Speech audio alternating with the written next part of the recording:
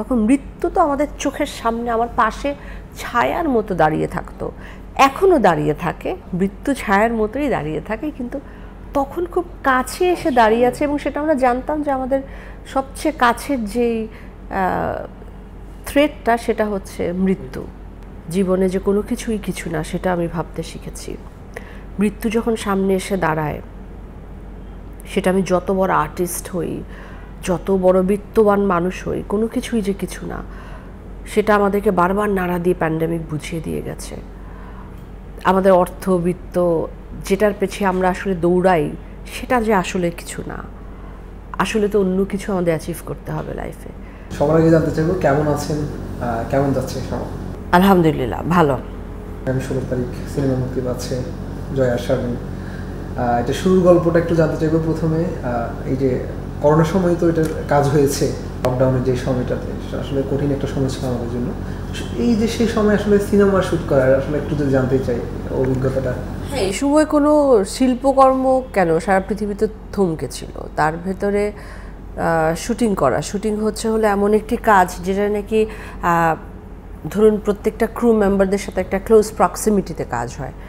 সেখানে একটা film shoot করা এরকম পিক প্যান্ডেমিকের সময় একটু দুঃসাহসী বটে, কিন্তু আমরা সেই দুঃসাহসটা করবার স্পর্ধা করলাম এই জন্যে যে আমাদের মনে হয়েছিল ওই সময়টাকে সেলুলয়েডে বা বন্দি করে রাখা উচিত অথবা আর্কাইভ করে রাখা উচিত। সেজন্যে ট্রেলারে দেখছি, শুনছিলাম আমরা যে আপনি বলছিলেন যে ফোন করে যে আজকে কয়জন মারা গেছে, ভাই আসলে সময়টা আমরাও ফিল করেছি, আপনি দেখছেন। এই যে একদম মানে তখন আপনার যারা আশপাশের মানুষ মারা যাচ্ছে, এই যে তখনকার আপনার অনুভূতিটা আসলে কেমন ছিল এবং সেই সময়কার স্মৃতিটা এবং সেই সাথে আপনার যখন পর্দায় সেটা ফুটিয়ে তুলছেন, এই দুইটার মধ্যে আসলে ফারাকটা কি? এবং এটা খুবই সুন্দর প্রশ্ন যে সত্যি বাস্তবেও আমি ঠিক সেই সময়টার ভেতর দিয়ে সেরকম অনেক কোয়েশ্চেনের ভেতর দিয়ে আমিও যাচ্ছিলাম।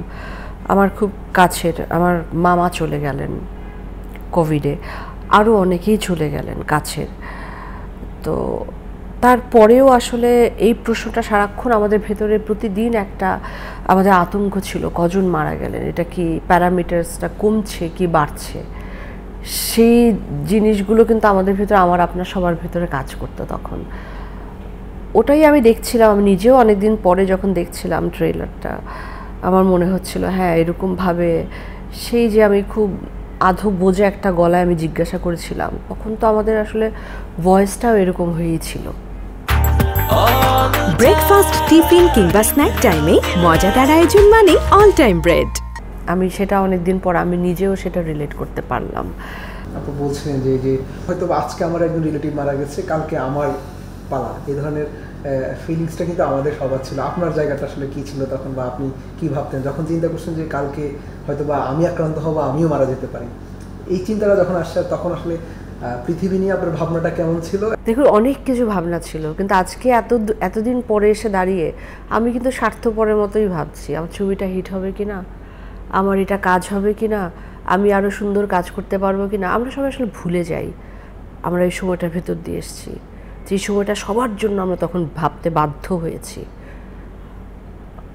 আমাকে তো কোভিড অনেক কিছু শিখিয়েছে, সহমর্মিতা শিখিয়েছে, জীবনে যে কোনো কিছুই কিছু না সেটা আমি ভাবতে শিখেছি।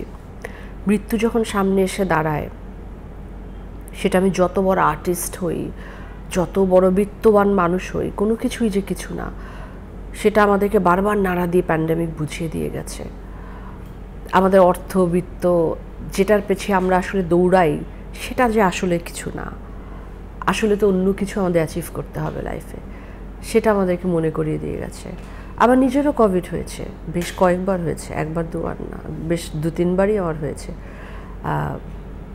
আমার প্রথমবারের অনুভূতিটা আমার মনে আছে।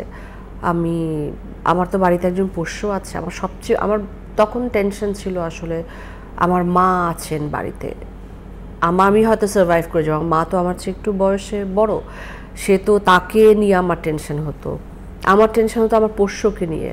আমার একটি পোষ্য তখন আমার সাথে ও থাকতো, ও আমার ঘরে ঢুকতে পারছে না, ওকে আমি কাছে আসতে দিচ্ছি মানে আমি এতটাই সাবধানী হয়েছিলাম, আমি জানি না কুকুরদের কোভিড হয় কি না, আমি কি করে ওকে বাঁচাবো, ওদের কোনো ট্রিটমেন্ট আছে কিনা, আমার মাথায় সারাক্ষণ ওই টেনশনই থাকতো। তারপরেও হয়তো আমি একভাবে রিকভার করে গেলাম। তারপর আমি দ্বিতীয়বার আবার শুটিংয়ে গিয়ে আমার আরেকটা শুটিং করতে গেছিলাম, আমি সেই শুটিংয়ে গিয়ে আমি আবার আক্রান্ত হলাম। তো তখন সবচেয়ে বেশি পরের দিকে তো এটা আসলে প্রিকশনের ব্যাপার হয়ে গেছিলো। প্রথম দিকে আসলে একটু ভয় লাগতো, ভয় পাচ্ছিলাম। তো আমি আসলে আমার নিজের জন্য যতটা না ভয় পেয়েছি তার চেয়ে বেশি ভয় পেয়েছি বাড়ির যারা বড়রা আছেন তাদের জন্য, এবং আমার পোষ্যর জন্য আমার সবচেয়ে বেশি ভয় ছিল। আসলে একদম কাছ থেকে দেখা, সেই সাথে এই যে তখনকার আপনি বলছেন যে মানুষ আমরা ভুলে যাই, সেই ভুলে যাওয়াটা আজকে 5 বছর অনেক সময় পরে সে সিনেমাটা মুক্তি পাচ্ছে। হ্যাঁ, একটা সময়, সেই সময়টা আসলে আপনার কি আশা যে দর্শকরা সেটা রিলেট করতে পারবে কিনা, দাঁড় করাতে? দেখুন, আমি তো অত কিছু দায় নিতে পারবো না দর্শকদের তারা তো একটা ডিফারেন্ট ইন্ডিভিজুয়াল। বাট আমি এটুকু বলতে পারবো যে এই যে প্রশ্নটা আপনি আমাকে করলেন যে আজকে কতজন মারা গেছে, আমরা যে কাউন্ট করতাম এবং বাড়ির উপর থেকে তাকিয়ে থাকতাম যখন ওই অ্যাম্বুলেন্স আসতো এবং সাদা পোশাক পরে, ওগুলোকে আমার কাছে ঠিক মৃত্যুদূতের মতো মনে হতো। ওগুলো মানুষ ছিল বাট মৃত্যুদূতের মতো লাগতো তাদেরকে। এই এক্সপিরিয়েন্সগুলো আবার আরেকবার মনে করিয়ে দিবে মানুষকে। এটার জন্যই আমাদের মেমোরিজের ওপরে একটু হেঁটে যাওয়া উচিত মানুষ হিসেবে, যাতে আমরা এখন আরও বেশি শক্তি পাই যে এখন আমরা অনেক ভালো আছি।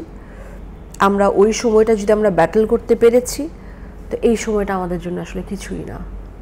তখন মৃত্যু তো আমাদের চোখের সামনে আমার পাশে ছায়ার মতো দাঁড়িয়ে থাকতো, এখনও দাঁড়িয়ে থাকে, মৃত্যু ছায়ার মতোই দাঁড়িয়ে থাকে, কিন্তু তখন খুব কাছে এসে দাঁড়িয়ে আছে এবং সেটা আমরা জানতাম যে আমাদের সবচেয়ে কাছের যেই থ্রেটটা সেটা হচ্ছে মৃত্যু। তো এটা আমরা আরেকবার মনে করব। কিন্তু আমি বলছি না যে এই ছবিটা কোনোভাবেই কোনো খুব মরবিড কোনো ছবি, খুব দুঃখ লাগবে, কষ্ট লাগবে, লোকের খারাপ লাগবে, সেরকম নয়। একটা বোধের গল্প, আবার একটা রিলেশনশিপের গল্প আছে, কিছুই না, কতগুলো ভালো মেমোরিজ, কতগুলো ভালো সিচুয়েশন সব জোড়া লাগিয়ে আমাদের ডিরেক্টর আসলে বলতে চেয়েছেন গল্পটা।